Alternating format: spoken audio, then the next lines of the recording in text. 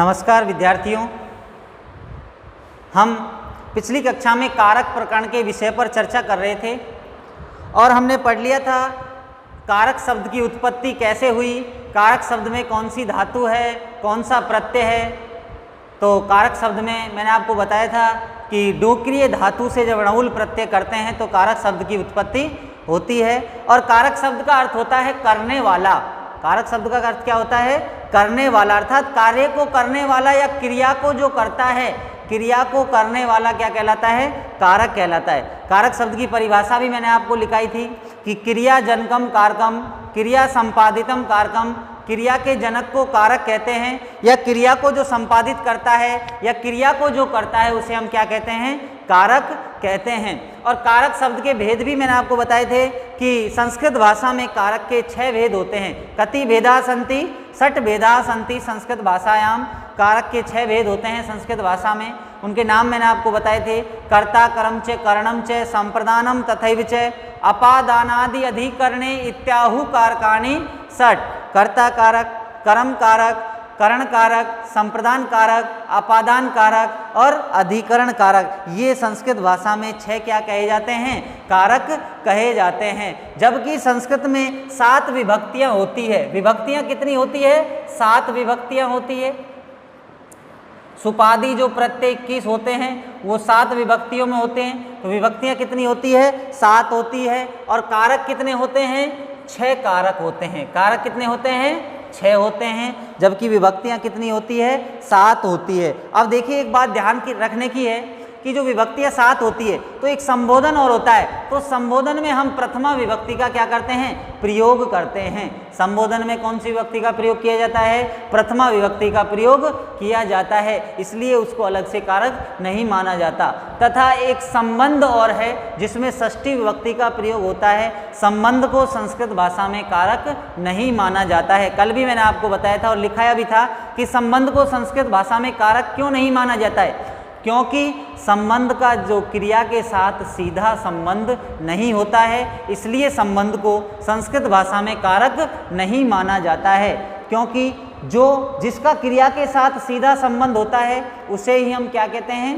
कारक कहते हैं। जबकि क्रिया के साथ संबंध जो होता है उसका सीधा संबंध नहीं होता है, इसलिए संबंध को संस्कृत भाषा में कारक नहीं माना जाता है।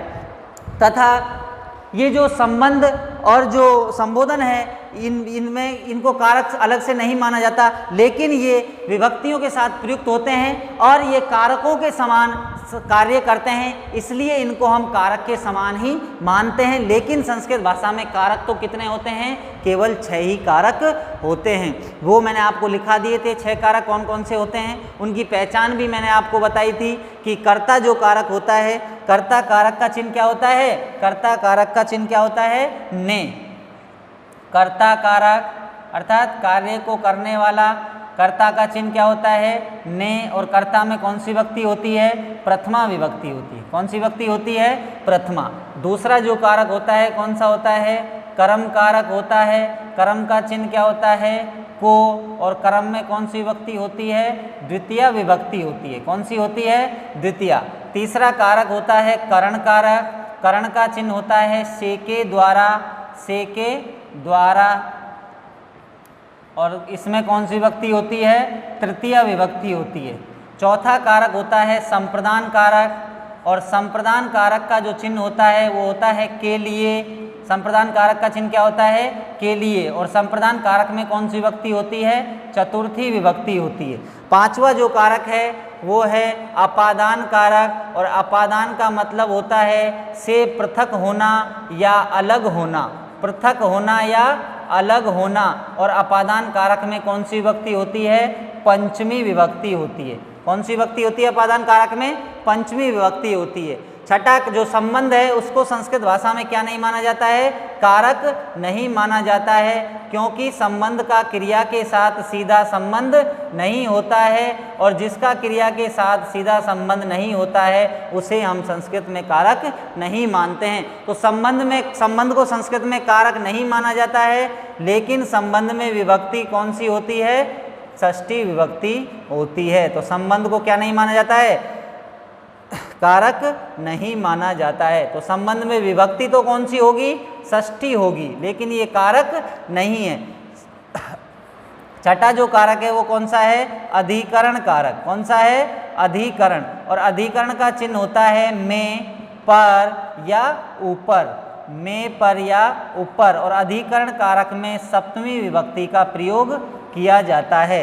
अधिकरण कारक में कौन सी विभक्ति का प्रयोग किया जाता है? सप्तमी विभक्ति का प्रयोग किया जाता है। तथा संबोधन में प्रथमा विभक्ति का प्रयोग किया जाता है। इसलिए संस्कृत भाषा में 6 कारक होते हैं: कर्ता, कर्म च, कर्णम च, संप्रदानम तथैव च, अपादानादि अधिकरणे इत्याहु कारकानि षट्। अर्थात कर्ता कारक चिन्ह क्या होता है? ने। कर्म कारक को, कर्म कारक में विभक्ति होती है द्वितीया। करण कारक से के द्वारा, जिसमें विभक्ति होती है तृतीया। संप्रदान कारक के लिए, जिसमें विभक्ति होती है चतुर्थी। अपादान कारक में पंचमी, और चिन्ह होता है से पृथक होना या अलग होना। संबंध को संस्कृत में कारक नहीं माना जाता है, जबकि संबंध में विभक्ति कौन सी होती है? षष्ठी विभक्ति का प्रयोग किया जाता है। और अगला है जो छठा कारक, वो है अधिकरण कारक। अधिकरण कारक का चिन्ह होता है में, पर या ऊपर, और अधिकरण कारक में सप्तमी विभक्ति का प्रयोग किया जाता है। इत्यादि जानकारी हमने पिछली कक्षा में पढ़ी थी। अब देखिए हम एक एक कारक को क्रम से पढ़ेंगे कि कौन से कारक की पहचान क्या होती है। कर्ता कारक किसे कहते हैं? कर्ता कारक में प्रथमा विभक्ति का प्रयोग क्यों किया जाता है? और कर्ता कारक की पहचान क्या होती है? तो अगली हेडिंग डालिए, कर्ता कारक प्रथमा विभक्ति। कर्ता कारक प्रथमा विभक्ति। पहला जो कारक है वो कौन सा है? कर्ता कारक। कौन सा कारक है? कर्ता कारक प्रथमा विभक्ति। कर्ता कारक और विभक्ति कौन सी है? प्रथमा विभक्ति। कर्ता कारक प्रथमा विभक्ति।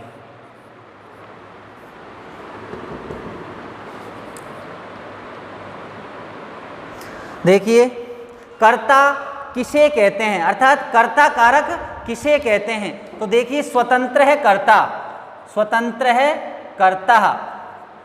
ये परिभाषा है कर्ता की कि कर्ता किसे कहते हैं, कर्ता किसे कहते हैं। तो कर्ता की परिभाषा है स्वतंत्र है कर्ता, स्वतंत्र है कर्ता। अर्थात कार्य को करने में जो स्वतंत्र होता है, कार्य को करने में या किसी भी क्रिया को करने में जो स्वतंत्र होता है, उसे हम क्या कहते हैं? कर्ता कहते हैं। क्या कहते हैं? कर्ता कहते हैं। तो कर्ता की परिभाषा लिखिए, कार्य या क्रिया को करने में, कार्य या क्रिया को करने में,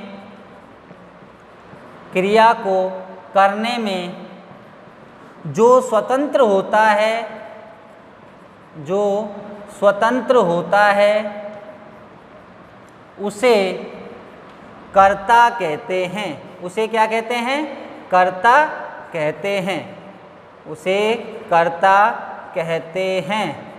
अर्थात जो कार्य को करता है और कार्य को करने में जो स्वतंत्र होता है, क्या होता है? स्वतंत्र होता है, उसे ही हम क्या कहते हैं? कर्ता कहते हैं। तो ये कर्ता की परिभाषा हुई।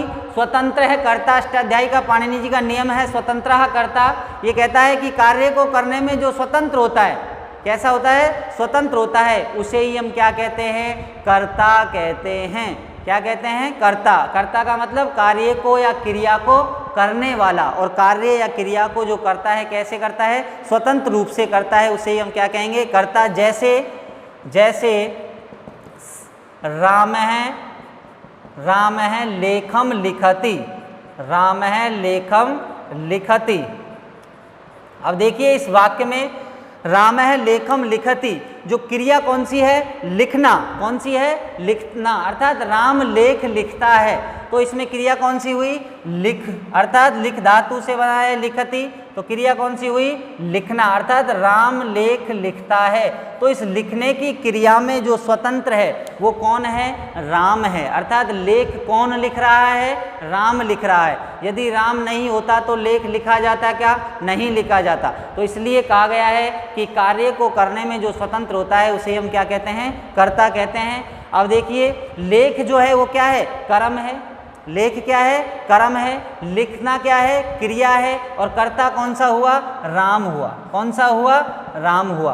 क्योंकि कार्य को क्या कर रहा है, ये स्वतंत्र रूप से कर रहा है। जो लेख है वो राम के द्वारा लिखा जा रहा है, यदि राम उपस्थित नहीं होता तो लेख भी नहीं लिखा जाता। इसलिए कर्ता कारक की परिभाषा में बताया गया है स्वतंत्र है कर्ता। ये नियम कहता है कि कार्य को करने में जो क्या होता है, स्वतंत्र होता है, उसको हम क्या कहते हैं, कर्ता कहते हैं। अगला नियम है दूसरा, कर्तृप्रथमः।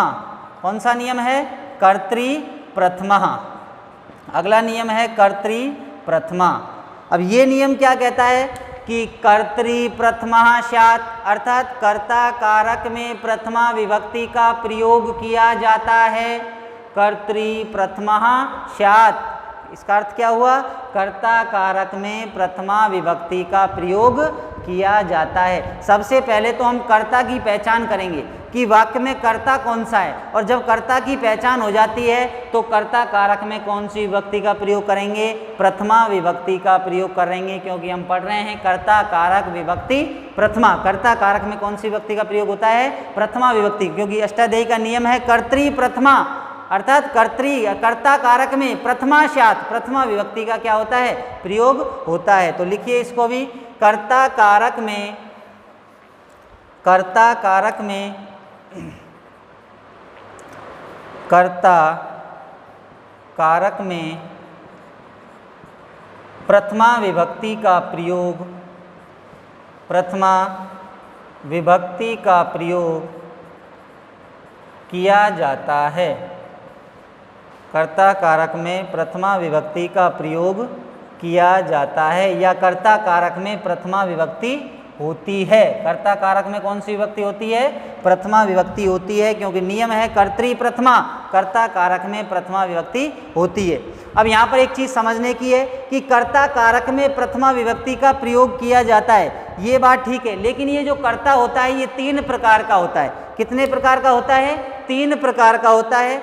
एक होता है हेतु या प्रयोजक कर्ता, हेतु या प्रयोजक कर्ता। दूसरा होता है केवल कर्ता, और तीसरा होता है कर्म कर्ता। कौन सा होता है, कर्म कर्ता। कर्ता कितने प्रकार का होता है, 3 प्रकार का। पहला कर्ता है हेतु या प्रयोजक, हेतु या प्रयोजक। अब हेतु या प्रयोजक कर्ता कौन सा होता है, जब हम किसी वाक्य को बिना किसी वाक्य के प्रयोग के, बिना किसी वाक्य प्रयोग करके लिख देते हैं, तो उस वहाँ पर जो कर्ता होता है वो क्या होता है, हेतु या प्रयोजक कर्ता होता है। जैसे राम है, श्याम है, मोहन है, रमा, नदी इत्यादि। अब ये जो शब्द हैं, ये हम इन शब्दों का किसी वाक्य में प्रयोग नहीं कर रहे हैं, अर्थात जब क्रिया के साथ हम कर्ता का प्रयोग नहीं करते हैं, केवल कर्ता ही होता है, तो वहाँ पर उस कर्ता को क्या कहते हैं, हम हेतु या प्रयोजक कर्ता कहते हैं। दूसरा है कर्ता।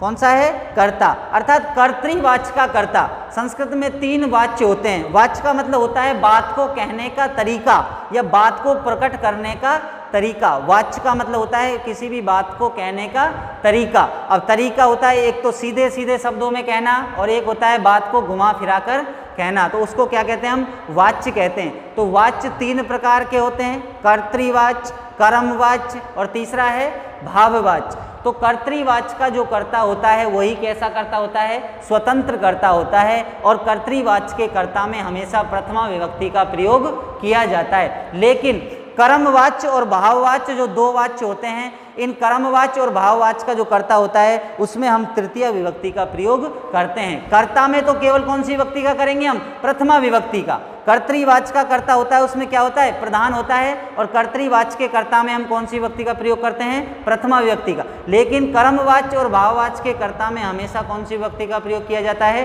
तृतीय विभक्ति का। तो यहाँ पर ये कर्तृ प्रथमा जो पाणिनि जी का नियम है ये असिद्ध सिद्ध हो जाता है। यह नियम कहता है कि कर्ता कारक में प्रथमा विभक्ति होती है, लेकिन कर्मवाच्य और भाववाच्य का जो कर्ता होता है उसमें हमेशा तृतीय विभक्ति का प्रयोग किया जाता है। तो ये बात ध्यान रखने की है। कर्ता 3 प्रकार का होता है, हेतु या प्रयोजक कर्ता, और एक होता है कर्मकर्ता। कर्मकर्ता का मतलब कर्मवाच्य में प्रयुक्त जो कर्ता होता है, कर्मवाच्य में जो प्रयुक्त कर्ता होता है उसे हम क्या कहते हैं, हम कर्मकर्ता कहते हैं। जैसे देखिए, जैसे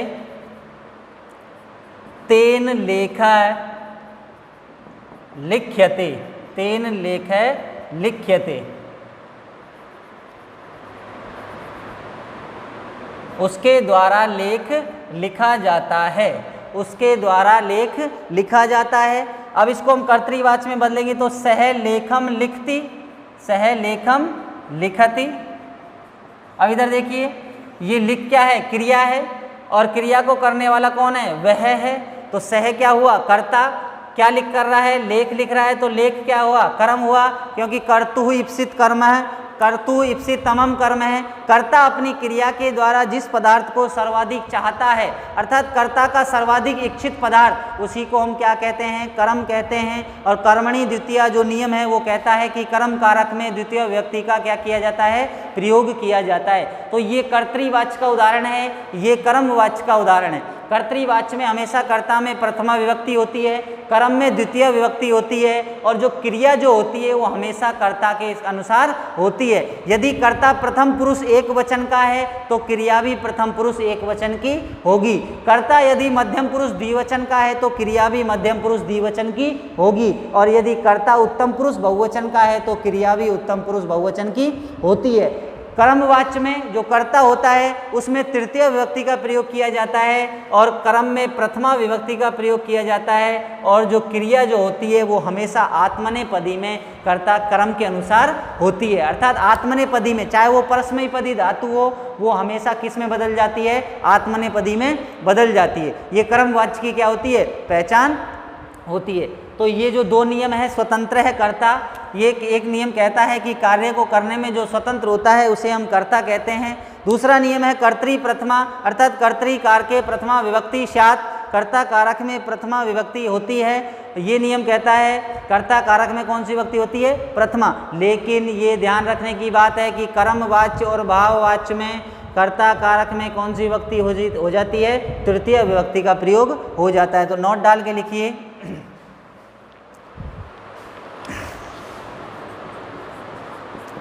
कर्ता कारक में प्रथमा विभक्ति का प्रयोग किया जाता है। इसके बाद नोट डाल के लिखना है, लेकिन कर्मवाच्य तथा भाववाच्य में, कर्मवाच्य तथा भाववाच्य में कर्ता कारक में या कर्ता में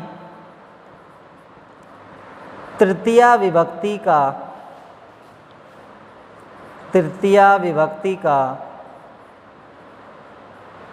प्रयोग किया जाता है, तृतीय विभक्ति का प्रयोग किया जाता है।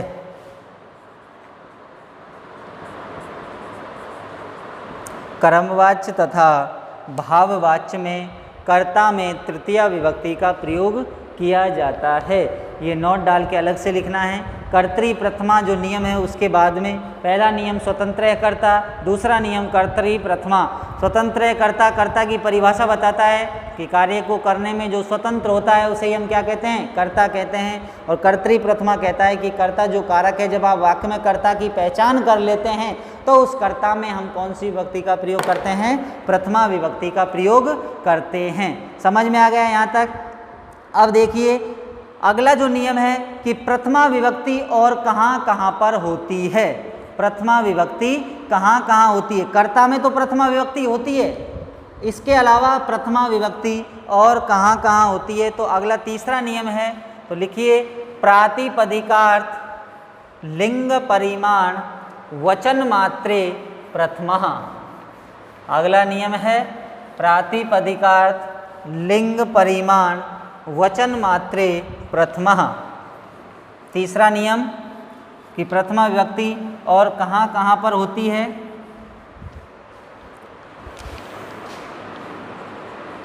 देखिए, प्रातिपदिकार्थ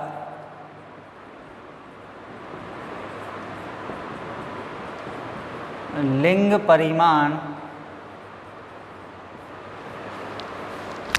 वचन मात्रे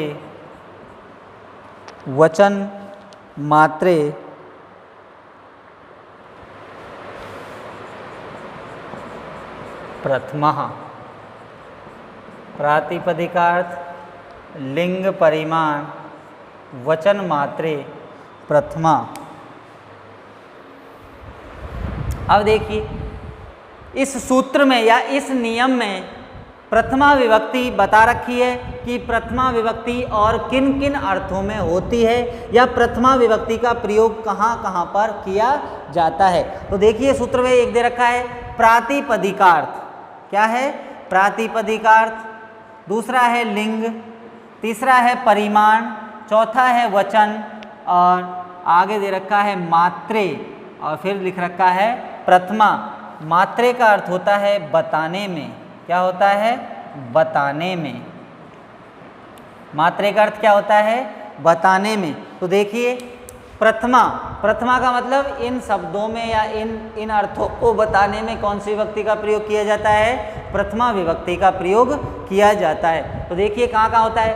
प्रातिपदिकार्थ मात्रे, सभी के साथ मात्रे शब्द को जोड़ना है और मात्रे का अर्थ होता है बताने में, अर्थात प्रातिपदिकार्थ मात्रे। क्या है? प्रातिपदिकार्थ मात्रे, प्रातिपदिकार्थ मात्रे अर्थात प्रातिपदिकार्थ बताने में। अगला है लिंग मात्रे। लिंग मात्रे, लिंग मात्रे का अर्थ क्या हुआ? लिंग बताने में, अर्थात किसी भी वस्तु की लिंग बताने में कि वह स्त्रीलिंग का है, पुल्लिंग का है या फिर नपुंसक लिंग का है। संस्कृत भाषा में 3 लिंग होते हैं, स्त्रीलिंग, पुल्लिंग और नपुंसक लिंग। स्त्रीत्व विवक्षायाम स्त्रीलिंगम, पुरुषत्व विवक्षायाम पुल्लिंगम।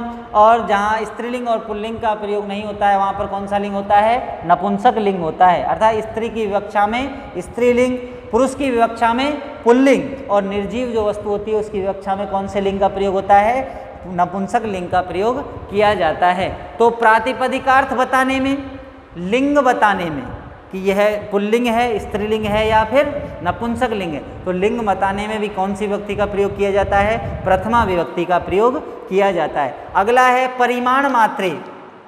कौन सा शब्द है? परिमाण मात्रे।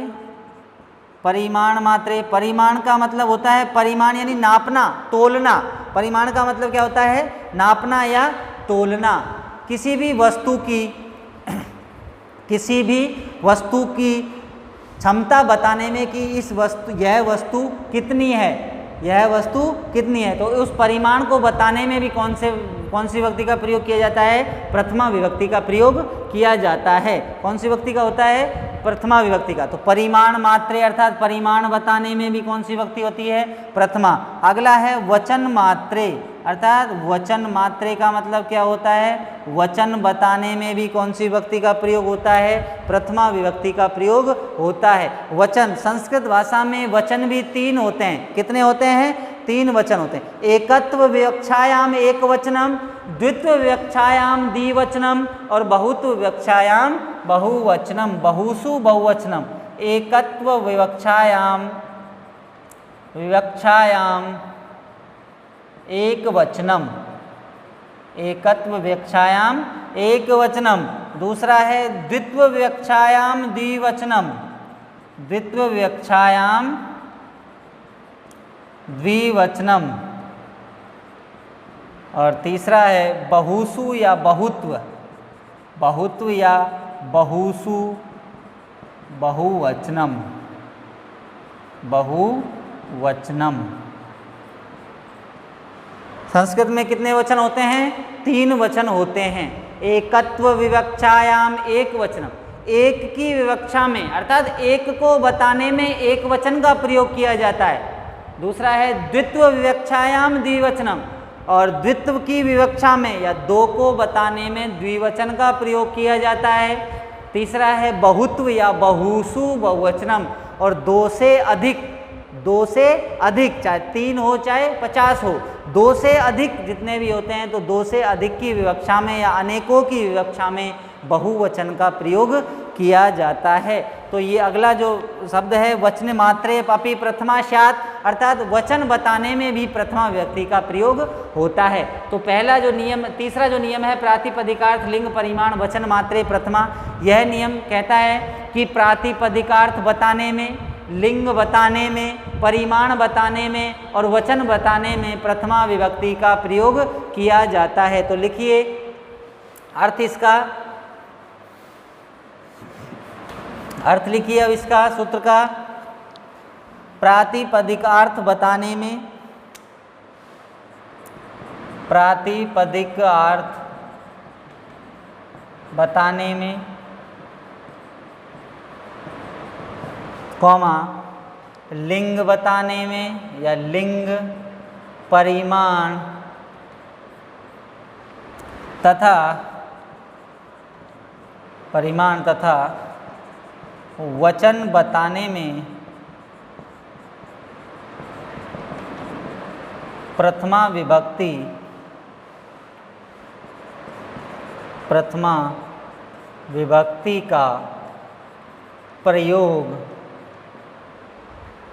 विभक्ति का प्रयोग किया जाता है। प्रातिपदिकार्थ लिंग परिमाण वचन मात्रे प्रथमा, प्रातिपदिकार्थ बताने में, लिंग बताने में, परिमाण बताने में तथा वचन बताने में प्रथमा विभक्ति का प्रयोग किया जाता है। यहाँ पर क्या होती है? प्रथमा विभक्ति का प्रयोग होता है। अब देखिए ये प्रातिपदिकार्थ क्या होता है। प्रातिपदिकार्थ क्या होता है? तो प्रातिपदिक एक संज्ञा होती है, अर्थवत धातुर प्रत्यय प्रातिपदिकम, कृत तद्धित समासाश्चय और न्याप प्रातिपदिकात, ये 3 अष्टाध्यायी के नियम है। ये तीनों सूत्र प्रातिपदिक संज्ञा करते हैं। तो प्रातिपदिक क्या होती है? एक संज्ञा होती है। और प्रातिपदिक का मतलब क्या होता है कि धातु प्रत्ययम प्रत्यांतम च वर्जित्वा, अर्थात धातु प्रत्यय और प्रत्यांत को छोड़ करके, धातु को छोड़ देते हैं, प्रत्यय को छोड़ देते हैं। और प्रत्यांत का मतलब होता है ऐसे शब्द जिनके अंत में प्रत्यय जुड़ा हो, उन शब्दों को हम क्या कहते हैं? प्रत्यांत कहते हैं। क्या कहते हैं? प्रत्यांत। तो इन शब्दों को छोड़ करके जो अर्थवान जो शब्द होता है, उस अर्थवान शब्द स्वरूप की प्रातिपदिक संज्ञा होती है। क्या होती है? संज्ञा प्रातिपदिक होती है। और प्रातिपदिक संज्ञा करने का फल क्या होता है? तो मैंने आपको बताया था कि या संज्ञा शाशा फलवती, जो संज्ञा होती है उसका कोई ना कोई क्या होता है? फल या प्रयोजन होता है। तो प्रातिपदिक संज्ञा करने का फल या प्रयोजन क्या होता है? तो देखिए प्रातिपदिक क्या होता है कि प्रातिपदिक जब शब्द होता है तो प्रातिपदिक शब्द किसी निश्चित अर्थ को क्या करता है? प्रकट करता है। प्रातिपदिक शब्द क्या करता है? किसी निश्चित अर्थ को प्रकट करता है। एक पद संज्ञा होती है। कौन सी संज्ञा होती है? पद संज्ञा। संज्ञा प्रकरण में आपने पढ़ा होगा सूत्र सुप्तिगंतम पदम, सुप्तिगंतम पदम, अर्थात सुबंत और तिगंत। सुबंत क्या होते हैं? प्रत्यय। सुपादि 21 प्रत्यय को क्या कहते हैं हम? सुप अंतः इति सुबंत, अर्थात जिनके अंत में सुप जुड़ा हो उसको क्या कहते हैं? सुबंत कहते हैं। और सुबंत एक प्रत्याहार है जिसमें 21 प्रत्यय होते हैं जो 7 विभक्तियों के साथ, तीनों वचनों के साथ जुड़ते हैं। तो सुप प्रत्यय कितने होते हैं? 21। और तिगंत भी क्या होते हैं? प्रत्यय होते हैं या प्रत्याहार होता है जो जिसमें 18 प्रत्यय होते हैं। सुबंत प्रत्यय कितने होते हैं? 21। और तिगंत प्रत्यय कितने होते हैं? 18। सुबंत प्रत्यय शब्दों के साथ जुड़ते हैं और तिगंत प्रत्यय धातुओं के साथ जुड़ते हैं। सुबंत किन के साथ जुड़ते हैं? शब्दों के साथ। और तिगंत किन के साथ जुड़ते हैं? धातुओं के साथ। तो ये पद एक संज्ञा है जो सुबंत और तिगंत की होती है, अर्थात जब किसी शब्द के साथ सुपादि 21 प्रत्यय जुड़ते हैं तो वह क्या कहलाता है? पद कहलाता है। जैसे ये राम शब्द है, तो ये राम शब्द है, ये निश्चित अर्थ को प्रकट नहीं करता है, अर्थात राम अर्थात कौन सा राम। जब इस राम शब्द में हम सुबंत प्रत्यय सु जोड़ देते हैं और उनकी संज्ञा कर करके हम रामह शब्द बनाते हैं, तो ये जो शब्द होता है ये कैसा होता है? प्रातिपदिक शब्द हो जाता है। कैसा हो जाता है? प्रातिपदिक। अर्थात अब इस शब्द का निश्चित अर्थ होता है कि राम अर्थात कौन राम? दशरथ का पुत्र राम। तो प्रातिपदिक क्या होता है? प्रातिपदिक अर्थ अर्थात जब शब्दों के साथ सुपादि हम 21 प्रत्यय जोड़ करके पद बनाते हैं तो वह पद क्या कहलाता है? प्रातिपदिक अर्थ पद कहलाता है। जब तक हम उनमें सुपादि 21 प्रत्यय, तिपादि 21 प्रत्यय नहीं जोड़ते हैं तो वो पद नहीं होता है। तो इसी प्रकार ये सूत्र भी कह रहा है कि प्रातिपदिक अर्थ को बताने में प्रथमा विभक्ति का प्रयोग किया जाता है। जैसे सह राम है, वह कौन है? राम। लेखक है, मोहन है, पुस्तकम, रमः, नदी, तो ये सब क्या है? प्रातिपदिक अर्थ है। क्या है? प्रातिपदिक अर्थ है। और इन प्रातिपदिक अर्थ को बताने में कौन सी विभक्ति का प्रयोग किया जाता है? प्रथमा विभक्ति का प्रयोग किया जाता है।